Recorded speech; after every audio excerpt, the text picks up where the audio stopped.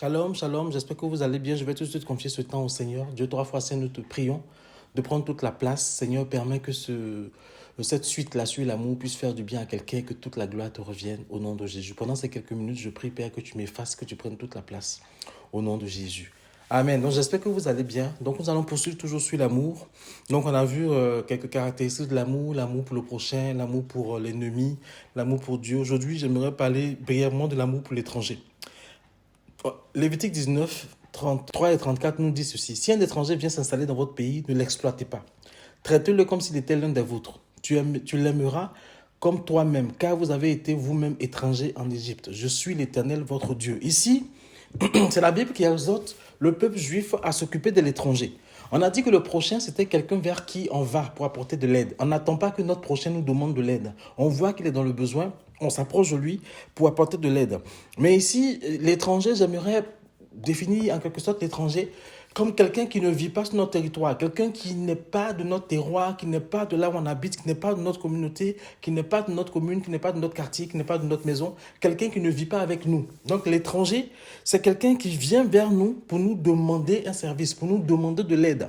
Quand l'étranger vient vers nous, c'est que l'étranger a besoin qu'on s'occupe de lui, c'est que l'étranger a besoin qu'on prenne soin de lui. Et la Bible dit ici en Lévitique là, que si l'étranger vient chez nous, de le considérer même comme faisant partie de notre communauté, parce que autrefois on a été nous-mêmes étrangers en Égypte. Donc Dieu parle comme ça aux Juifs. Donc ici, on va voir l'étranger comme celui-là qui vient nous demander de l'aide, celui-là qui vient nous demander un service, celui-là qui vient nous demander de le soutenir, de le porter, de l'aider. Bien-aimés frères et sœurs en Christ, voici l'une des grosses erreurs que les chrétiens font.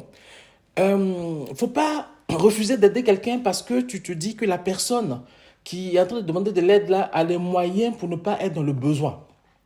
Tu ne sais pas quelle est l'épreuve dans laquelle Dieu l'a fait passer. Ce n'est pas parce que cette personne-là est avocate, est médecin, est professeur à l'université agrégé, est ministre, est ingénieur, qu'elle ne peut pas passer par des difficultés, par des problèmes.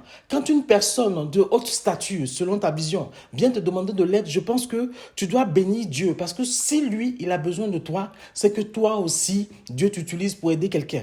Donc, on a parfois cette tendance à ne pas aider les gens parce qu'on estime que s'ils sont dans le besoin, c'est parce qu'ils gèrent mal leur argent ou c'est parce qu'ils gèrent mal ce que Dieu leur a donné. Non, ça peut être juste parce que Dieu les fait passer par un creuset, Dieu les fait passer par une situation où ils ont besoin du soutien de leurs frères, ils ont besoin du soutien de leurs sœurs, ils ont besoin du soutien de quelqu'un d'autre. Donc mon frère, ma sœur, je veux aujourd'hui te dire que l'étranger, c'est toute personne en dehors de toi qui va venir vers toi pour te demander de l'aide. L'étranger, c'est toute personne en dehors de ta maison qui va venir vers toi pour te demander de l'aide.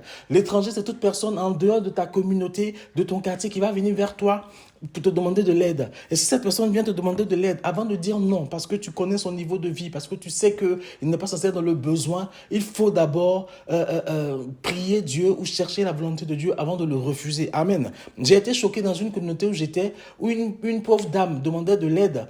Et pendant qu'elle demandait de l'aide, des personnes qui étaient censées l'aider sont allées la critiquer. Mais comment elle peut demander de l'aide alors qu'elle a des fauteuils en cuir, elle a des soucis, elle a des cela, et puis elle demande de l'aide? C'est pas ce que Dieu te demande. Dieu te demande de regarder au fait qu'elle soit venue vers toi pour te demander de l'aide. Ça aussi, c'est l'amour pour l'étranger. Ça aussi, c'est l'amour pour quelqu'un qui a besoin de nous. Ça aussi, c'est l'amour pour quelqu'un qui a besoin qu'on s'oublie un peu pour s'occuper un peu de lui. Donc, bien-aimés frères et sœurs, il est important qu'on sache que Dieu peut envoyer quelqu'un vers nous pour nous demander de l'aider.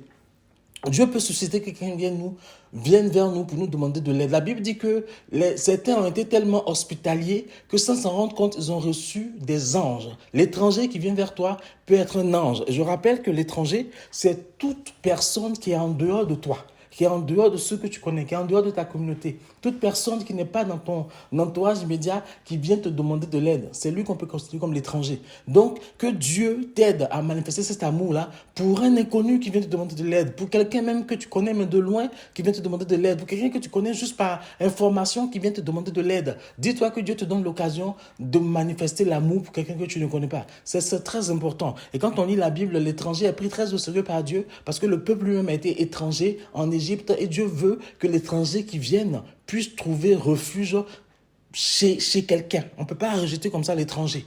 Amen. C'est ce que j'aimerais dire aujourd'hui sur l'amour pour l'étranger. Que vraiment Dieu te bénisse et que ce message-là, s'il t'a plu, tu puisses le partager. Voilà, ce n'est pas des enseignements, c'est des petits bouts, un peu pour qu'on voit comment manifester l'amour à différents niveaux de notre vie. Soyez bénis et souvenons-nous toujours que Dieu, c'est notre papa et que Yeshua Hamashiach, c'est notre Seigneur, notre Maître, notre Sauveur personnel. Soyez bénis et à bientôt.